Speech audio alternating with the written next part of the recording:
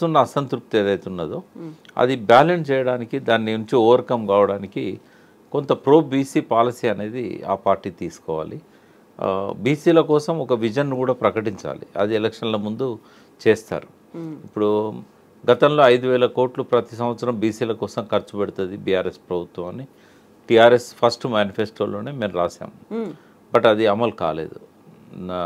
రకరకాల స్కీమ్లలో బీసీలకు ప్రయోజనం దొరికింది, కానీ కార్పొరేషన్ల ద్వారా కానీ ఆర్థిక సహకార సంస్థలు ఉంటాయి కదా, వాటిల్లో ఎంబీసీ కార్పొరేషన్లో కానీ బీసీ కార్పొరేషన్లో కానీ రాలేదు. సో ఇక ముందు ఇలాంటి పొరపాటు జరగవని చెప్తూ వాళ్ళు బీసీలను ఓన్ చేసుకోవాలి. అది కనుక జరిగితే డెఫినెట్గా ఇప్పుడున్న దానికంటే కూడా ఇంకా ఒక 5 to 10% ఓట్స్ పెరిగే అవకాశం ఉంటుంది. ఒకవేళ వీళ్ళు చేయకపోతే ఆ స్థానాన్ని బీజేపీ తీసుకుంటుంది. ఎందుకంటే వాళ్ళు ఇప్పటికే బీజేపీ ప్రకటించింది ముఖ్యమంత్రిని చేస్తాం మేము బీసీని అని. మరి ఆ బీసీని ముఖ్యమంత్రి చేస్తా అన్నప్పుడు కొంత మొగ్గు ఉంటుంది అటువైపు. కాబట్టి అంటే బీజేపీ అధికారంలోకి వస్తుందా రాదా అనే ప్రశ్న ఉన్నది. వస్తే మాత్రం బీజేపీ ముఖ్యమంత్రి చేస్తా అని నమ్ముతున్నారు, బీసీని ముఖ్యమంత్రి చేస్తా అని నమ్ముతున్నారు బీసీలు. కానీ ఆ పార్టీ అధికారంలోకి వస్తుందా అనే కాడ సంశయం ఉంది. ఇంకోటి, ఇప్పుడు కనీసం పార్టీ అధ్యక్షుని ఇవ్వడానికి కూడా ఇంతకాలం నుంచి జాప్యం చేస్తున్నారు. ఎందుకంటే ఈటెల రాజేందర్కు ఇవ్వాలని ఒక స్టేజ్లో అనుకున్నారు. మరి ఇప్పుడు ఆ ప్రతిపాదన ఉందా లేకపోతే లేదా అనేది తెలియదు. మధ్యలో అరవింద్ గారి పేరు వచ్చింది. కాబట్టి ఇప్పుడు లేటెస్ట్గా వినబడుతున్నది ఏంటంటే అరవింద్కో లేకుంటే ఇంకొకరికో లేదా మధ్య మార్గంగా రామచంద్రరావు గారికి అధ్యక్షుడిని ఇచ్చి రాజేందర్ను కేంద్రంలోకి తీసుకుందాం, ఇంకో సహాయ మంత్రిగానో చేయాలనే ఆలోచన ఉన్నదనేది ఒక వార్త వినబడుతున్నది. కిషన్ రెడ్డి గారేమో రఘునందన్ గారిని ఎంకరేజ్ చేస్తున్నారని ఇంకో వార్త వినబడుతున్నది. ఏది చేసినా కూడా బీసీ వాదాన్ని వాళ్ళు ఎత్తుకోవాలనుకుంటే బీసీనే అధ్యక్షుని చేయాలి. అది ఐదర్ అంటే అందరూ నాకు మిత్రులే, ఎవరిని నేను చిన్నబుచ్చట్లేదు. బట్ అనాలిసిస్ చేస్తున్నప్పుడు వాళ్ళకు ప్లస్ అయ్యేది ఏంటి అంటే బీసీని అధ్యక్షుని చేయడం వల్ల ప్లస్ అవుతుంది.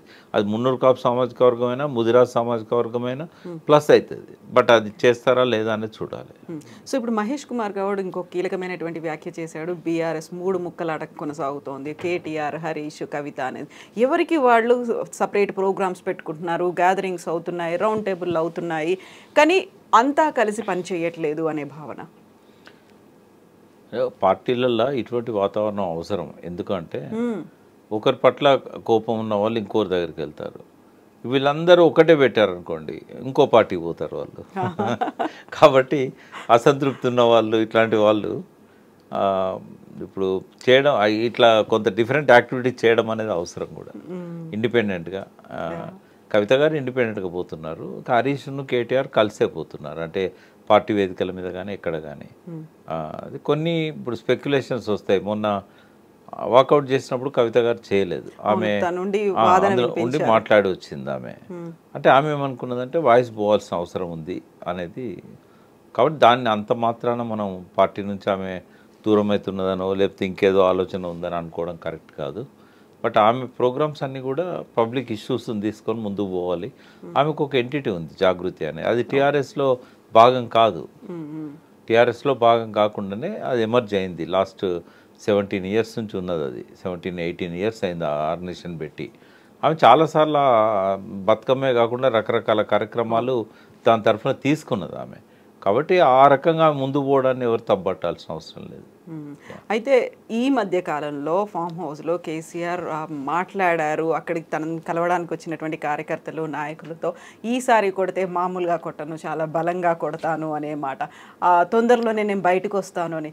నిజంగా తొందరలో బయటకు వచ్చినప్పుడు కార్యక్రమం అనేది ఎలా ఉంటుంది అనుకుంటున్నారు మీరు? అంటే రేవంత్ రెడ్డి ఆయనకు మ్యాచ్ కాదు కదా. ఇప్పుడు రేవంత్ రెడ్డి ముఖ్యమంత్రి కావచ్చు, బట్ కేసీఆర్ గారి పర్సనాలిటీ ముందు, ప్రజల్లో ఆయనకున్న ఇమేజ్ ముందు రేవంత్ రెడ్డి నిలబడలేడు అని చెప్పాల్సిన అవసరం లేదు. ఆ మాట బయటకు వస్తే అదే జరుగుతుంది, కానీ నేను కొడతాను అని చెప్పాల్సిన అవసరం లేదు.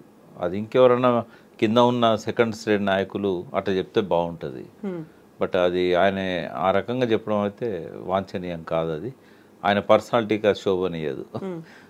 డెఫినెట్గా ఆయన కొట్టడం అయితే కొడతారా, అప్పర్ హ్యాండ్ అవుతాడు ఆయన డెఫినెట్గా. రేవంత్ రెడ్డి అసెంబ్లీలో ఉన్నప్పుడు కేసీఆర్ కూడా అదే అసెంబ్లీలో వాయిస్ వినిపించాడు అనుకోండి.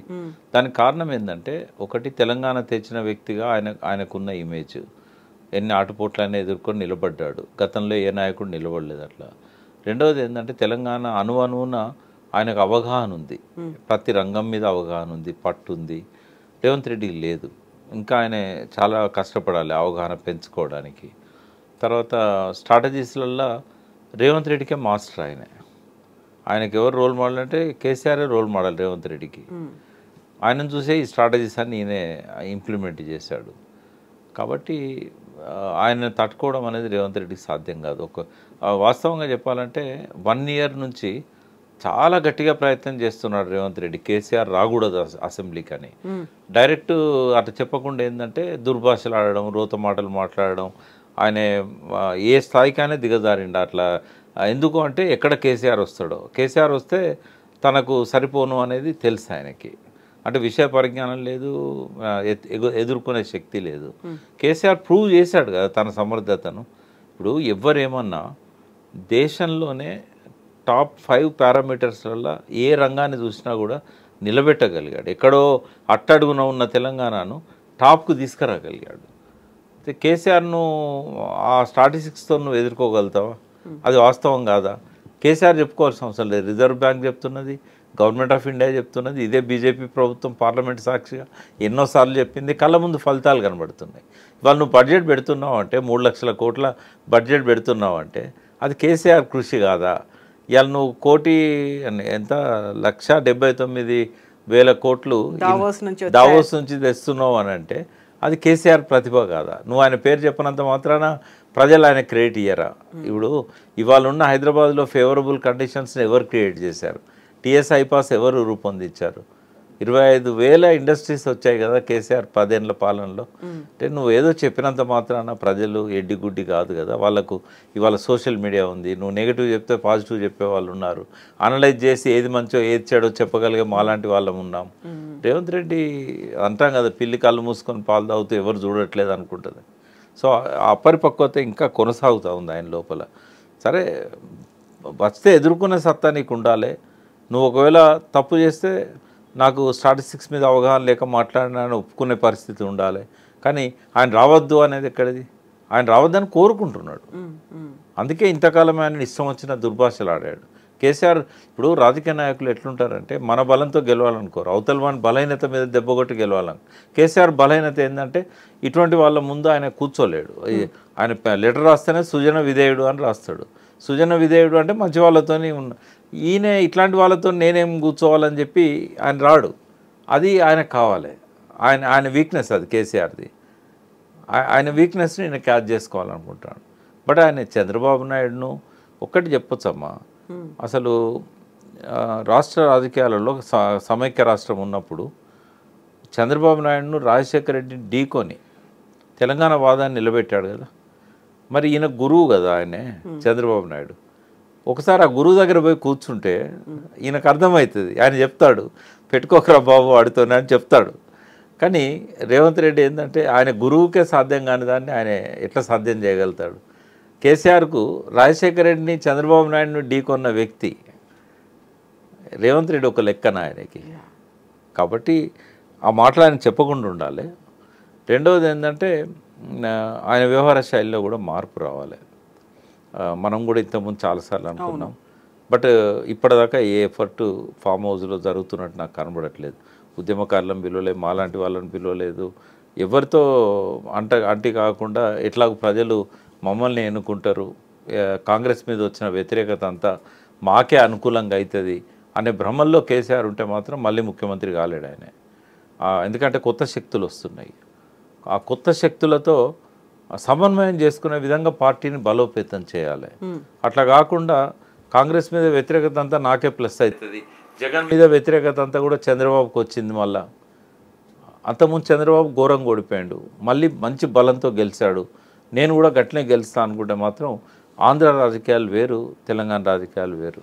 నెక్స్ట్ ఎలక్షన్స్ అంత సాఫీగా జరగవు. ఇప్పుడున్నట్టు డెఫినెట్గా కొత్త పార్టీలు వస్తాయి, కూటమి వస్తుంది. వీటన్నింటిని తట్టుకొని నిలబడాలనుకున్నప్పుడు నేను సైలెంట్గా ఉన్నా గెలుస్తా, ఎట్లాగ ఎలక్షన్లు మళ్ళీ వస్తే మనమే రాజ్యాధికారానికి వస్తాం, ఇట్లాంటి మాటలు వినబడతా ఉన్నాయి. అది వాళ్ళకు మంచిది కాదు. వాళ్ళు ఎక్స్పెక్ట్ చేయలేని స్థితిలో నెక్స్ట్ ఎన్నికలు జరుగుతాయి.